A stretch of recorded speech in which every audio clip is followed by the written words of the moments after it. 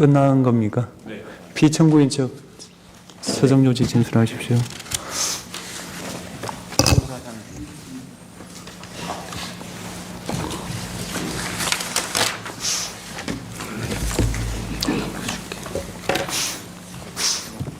네, 이동찬 변호사입니다. 서정조 진술하겠습니다. 을 제214호증 연방대법원 공식 판례집 번역 공증본입니다. 트럼프 대 미국 사건의 판결문으로 입증 취지는 대통령제 국가에서 비상계엄 선포와 같은 대통령의 헌법상 종국적이고 배타적인 권한의 행사는 권력 분립의 원칙에 따라 사법심사의 대상이 되어서는 안 된다는 것입니다. 이 사건은 트럼프 대통령이 2020년의 대통령 선거 결과를 부정하고 번복하려는 여러 시도를 했다고 하여 국가기망, 공식 절차 방해 등 4가지 범죄 혐의로 형사소추된 사건이었고, 트럼프는 당시 대통령으로서의 면책 특권을 주장하며 공소기각을 요청하였습니다. 이에 대해 2024년 7월 1일 미 연방대법원이 선고한 판결의 요지는 다음과 같습니다. 미국 헌법 제2조는 행정권은 대통령에게 속한다라고 규정하고 있다. 문헌에 상관없이 대통령의 행위 권한은 불가피하게 의회의 법률이나 헌법 자체에서 나온다. 후자의 경우, 즉 헌법 자체에서 나오는 대통령의 권한은 때때로 종국적이고 배제적이다. 그런 권한을 행사할 때 대통령은 자신이 취하는 조치가 의회의 명시적 또는 묵시적 의지와 양립할 수 없더라도 행동할 수 있다. 대통령의 배타적인 헌법적 권한은 당의 사안에 대한 의회의 행위가 불가능하게 한다. 그리고 법원은 헌법이 대통령에게 배타적으로 부여한 권한에 따라 대통령이 행동할 때 대통령의 재량권에 대한 사법심사를 할 권한이 없다. 즉 연방대법원은 헌법의 권력 분립 구조에 따른 대통령 권한의 본질로 인하여 대통령의 헌법상 종국적이고 배제적인 권한 행사에 대해서는 의회뿐만 아니라 법원의 심사 대상이 되지 않는다고 판결한 것입니다. 구체적으로 판결문에서는 권력 분립이라는 지속적 원칙이 이 결정의 기준이 되어야 하고, 권력 분립 체계에서 대통령은 핵심적인 헌법적 권한의 행사 때문에 소추될 수 없으며 최소한 모든 공식 행위에 대한 소추에서 추정적 면책 특권을 누릴 자격이 있다라고 판시하였습니다. 그리고 그 주요 논거는 다음과 같습니다. 헌법에는 대통령 면책 조항이 없는 것이 사실이다. 그러나 거기엔 권력 분립 조항도 없다. 하지만 그 원칙은 대통령을 분리하고 권력을 분리하고 행정권을 대통령에게만 부여하는 3개의 조항에 의해 헌법 문구에 분명히 새겨져 있다. 대통령이 그의 배타적 헌법적 권한에 따라 행동할 경우 의회는 권력 분립의 구조적 문제에서 그와 같은 행위를 규제할 수 없으며 법원은 이를 심사할 수 없는 것이다. 그리고 연방대법원은 헌법 제정자들의 의도를 다음과 같이 설시하고 있습니다.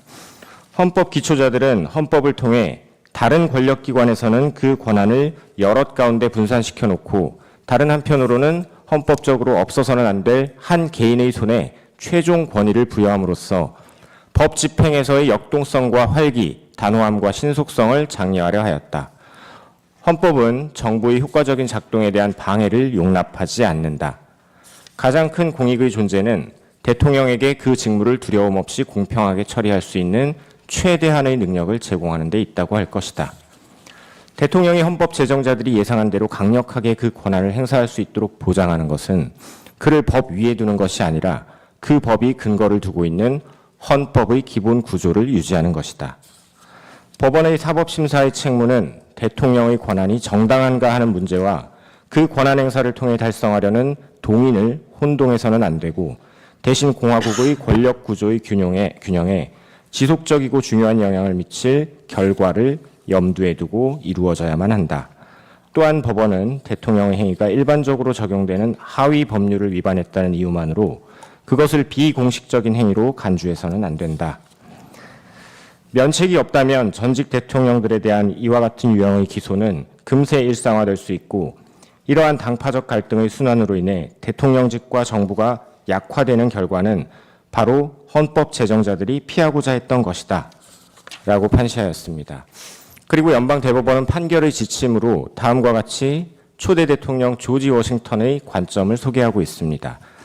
조지 워싱턴은 자신의 고별 연설에서 국민들에게 자유의 완전한 보장과 일치하는 만큼의 역동성을 지닌 정부는 필수적이라고 상기시켜준 바 있다.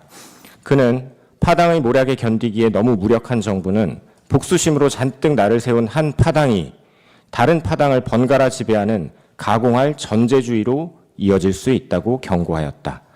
그리고 그러한 악순환을 피하는 길은 지배 권력이 적절히 분배되고 조정된 상태를 유지토록 하는 것이라고 설명하였다. 이 항구적인 원칙들이 이 사건에서 대법원이 내리는 판결의 지침이다. 헌법 기초자들이 설계한 권력 분립 체계는 항상 활기차고 독립적인 행정부를 요구해왔다. 따라서 대통령은 자신의 핵심적인 헌법적 권한을 행사한 것으로 인해 기소될 수 없으며 대통령은 그의 모든 공식 행위에 대하여는 최소한 형사소추로부터의 추정적 면책을 누릴 특권이 있다.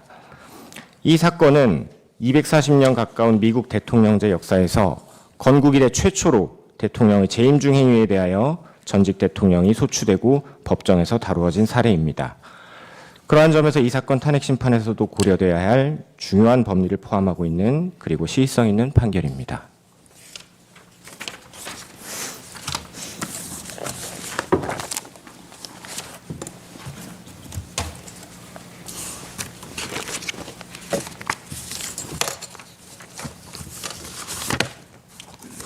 네.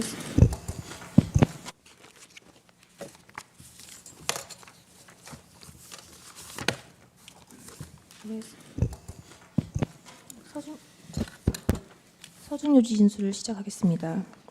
지난 기일에는 국가안보와 관련하여 민주노총 간첩 판결에서 간첩들의 지령이 우리 사회의 모든 갈등을 그대로 지시하고 있음을 확인하였습니다. 대통령은 2024년 12월 3일 비상계엄 선포 긴급 대국민 담화문에서 지금 우리 국회는 범죄자 집단의 소굴이 되었고 입법 독재를 통해 국가의 사법, 행정 시스템을 마비시키고 자유민주주의 체제의 전복을 기도하고 있습니다. 자유민주주의의 기반이 되어야 할 국회가 자유민주주의 체제를 붕괴시키는 괴물이 된 것입니다. 라고 하였습니다. 또한 저는 북한 공산 세력의 위협으로부터 자유 대한민국을 수호하고 자유 헌정 질서를 지키기 위해 비상계엄을 선포합니다. 라고 하였습니다. 지금 현재 국회 현황입니다. 의제 233호 중에 69입니다. 국회의원 300명 가운데 7.6%인 23명이 국가보안법 위반 전과를 가지고 있다. 더불어민주당 19명, 조국혁신당 2명, 국민의힘 1명, 무소속 1명. 최초 당선인 기준으로 현재 구속된 조국혁신당 대표도 포함하는 수치다. 이 중에서 징역형을 가장 길게 받은 사람은 민주당 박선원 의원과 진성준 의원이다. 박선원 의원은 반미 학생운동 조직 삼민투, 민족통일, 민주쟁취, 민중해방투쟁위원회 위원장으로 1985년 미국 문안 점거 사건 배후 인물로 3년을 감옥에서 보냈다. 문재인 정부 때는 국가보안법 전과자 출신인데도 국가정보원 기획조정실장 1차장을 역임했다. 정청래 의원은 1989년 한미 FTA 반대를 목적으로 주한미국 대사관을 점거하고 폭탄 투척 및 방화를 기획한 혐의로 징역 2년을 살았다. 제22대 국회 국가보안법 위반 전과자 당선인 명단은 다른 범죄가 아닌 국가보안법 위반 전과자 당선인 명단입니다. 민주당 이하경, 윤후덕, 이용선, 김남근, 박선원, 정태호, 김민석, 서영교, 이인영, 김태년, 정청래, 오기영, 이연희, 진성준, 박홍근, 송재봉, 윤건영, 김성회, 박상혁입니다. 그리고 조국혁신당, 조국, 정춘생, 그리고 국민의힘 최영두, 무소속 김종민입니다. 의제 233호증이 70호증입니다. 이재명과 경기동부연합의 관계에 대하여 기사하고 있습니다. 경기동부연합은 북한 정권을 추종하며 대한민국이 북한에 흡수합병되는 고려 연방제 통일을 목표로 하는 주사파 중의 핵심 세력으로 반체제 세력이고 경기동부연합의 수계는 내란 선동 등의 혐의로 수감되었던 이석기 전 통진당 의원, 문재인 대통령은 2021년 12월 24일 이석기를 가석방하였다.